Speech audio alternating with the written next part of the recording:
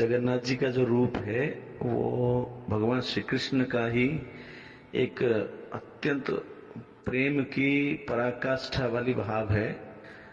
जब द्वारका में रोहिणी माता जी सभी 16,108 रानियों को भगवान श्री कृष्ण की बाल लीलाएं सुना रहे थे, तो उन्होंने ये कहा था कि श्री कृष्ण और बलराम जी ना सुनने पाए तो सुभद्रा जी को, भगवान श्री कृष्ण बलराम जी की बहन को दरवाजे पे खड़ा कर दिए थे कि उनको अंदर मत आने देना।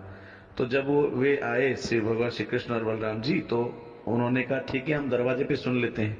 तो इधर रोहिणी माता जी भगवान श्री कृष्ण और बलराम जी के बाल लीला सुना रहे हैं और सब बता रहे हैं, लेकिन ज्यों ही राधा रानी का नाम आया, राधा रानी की लीला प्रारंभ हुई, ये विषय सुनते ही, राधा रानी का नाम सुनते ही भगवान श्री कृष्ण को राधा रानी की इतनी स्मरण हुआ, इतना याद आया कि वो प्रेम की ऐसे एक भाव को चले गए जो कि अत्यंत पराकाष्ठा, उच्च कोटि भाव, महाभाव जिसको कहते हैं। तो उसी समय भगवान श्री कृष्ण का ये रूप हो गया जिससे आंखें बड़े बड़े हो गए, हाथ अंदर चले गए। ये भाव अष्ट सात्विक महाभाव कहते हैं। ये भाव भगवान श्री कृष्ण में आया था और इस कलयुग में केवल दो ही महापुरुषों के अंदर ये देखा गया था। आज से 500-600 साल पहले चैतन्य महाप्रभु के अंदर, और अभी कुछ वर्ष पहले जगत गुरुतम श्री श्री कृपालु जी महाराज जिन्होंने प्रेम मंदिर बनवाए हैं, उनके अंदर ये अष्ट सात्विक महाभाव दिखा गया था। तो जब ये स्वरूप भगवान श्री कृष्ण का देखे तो बलदाव जी और सुभद्रा जी को भी वही महाभाव आ गया। तो तब ये रूप का दर्शन नारद जी महाराज किए थे जब वो उसी समय द्वारका आए थे। तो उन्हीं की प्रार्थना से ही भगवान श्री कृष्ण कलयुग में हम सब जीवों के लिए दर्शन देने के लिए जगन्नाथ जी के रूप में ही, वही प्रेम के महाभाव रूप में है। यही अर्थ है कि जो राधानाथ हैं वही जगन्नाथ जी के रूप में कलयुग में आए हैं।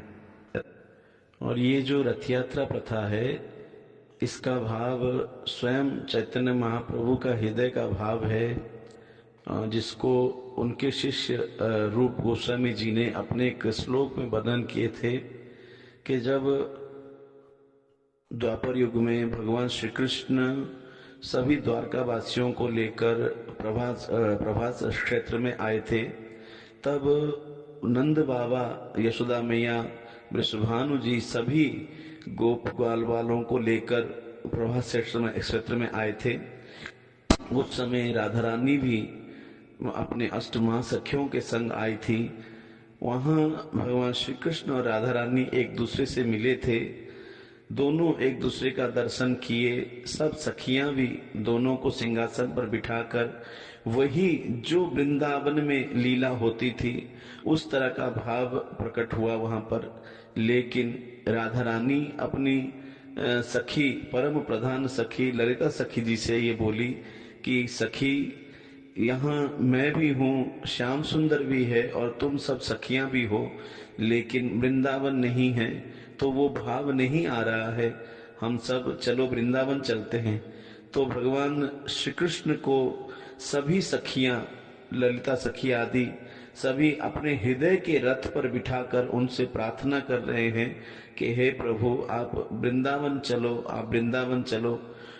तो ये रथ यात्रा एक विरह भाव का ही एक यात्रा है कि सब सखियां राधा कृष्ण के मिलन के लिए और भगवान श्री कृष्ण को द्वारका से वृंदावन ले जा रहे हैं।